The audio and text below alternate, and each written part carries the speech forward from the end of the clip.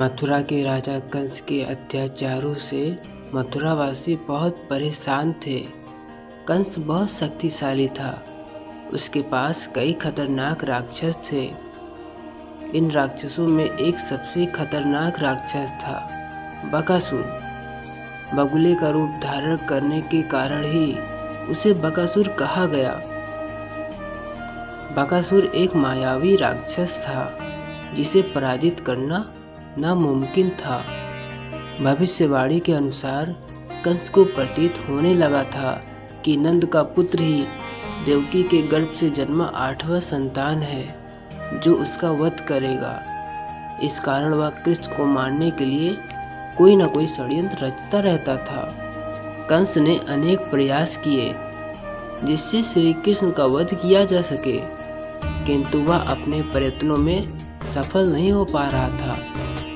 इन्हीं प्रयत्नों के अंतर्गत कंस ने बकासुर को वृंदावन भेजा।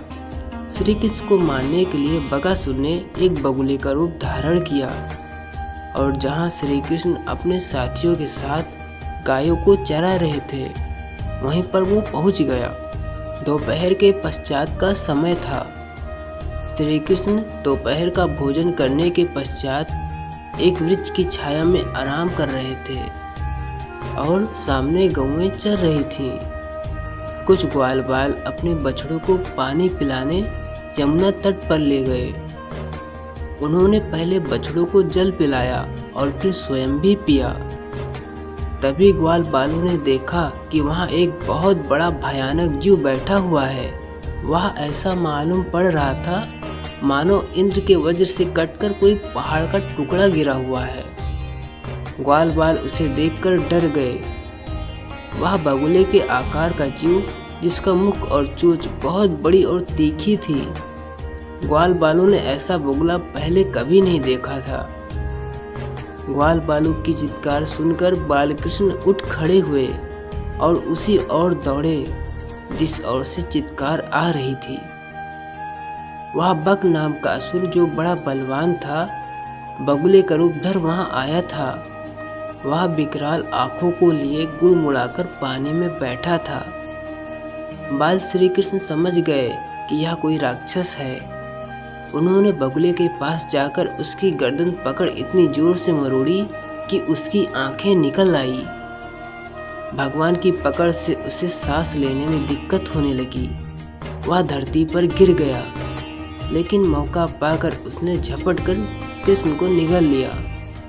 जब बलराम और अन्य बालकों ने देखा कि वह बड़ा भारी बगुला श्री कृष्ण को निगल गया है, तब उनकी वह गति हुई जो प्राण निकल जाने पर इंद्रियों की होती है। वे अचेत हो गए। कुछ परेशान होकर घरों की तरफ चिल्लाते हुए भागने लगे।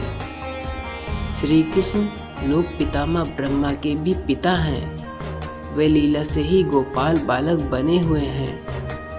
जब वे बगुले के तालू के नीचे पहुँचे तो उन्होंने इतनी गर्मी पैदा कर दी कि उसका तालू आग के समान जलने लगा, जिससे एक बार फिर बगुला परेशान हो गया। अतः उस दैत्य ने अपना मुख खोलकर श्री कृष्ण के शरीर पर बिना किसी प्रकार का घाव किए ही झटपट उन्हें उगल दिया। श्री कृष्ण के बाहर आने के बाद फिर वह दैत्य बड़े क्रोध से अपने कठोर चोंच से उन पर चोट करने के लिए टूट पड़ा। बकासुर अभी श्री कृष्ण पर झपट ही रहा था कि उन्होंने अपने दोनों हाथों से उसके दोनों ठोर पकड़ लिए और ग्वाल बालों को देखते देखते ही खेल में उसे चीर डाला। बकासुर अपने असली राक्षस रूप में प्रकट होकर धरती पर गिर पड़ा और मर गया। सो गाइस, इस प्रकार भगवान श्री कृष्ण ने बकासुर का वध किया। आपको यह कहानी कैसी लगी हमें कमेंट में ज़रूर बताइएगा। वीडियो अच्छी लगी तो लाइक शेयर सब्सक्राइब कर नोटिफिकेशन बेल को ऑन कर दीजिएगा। Thank you so much for watching this video.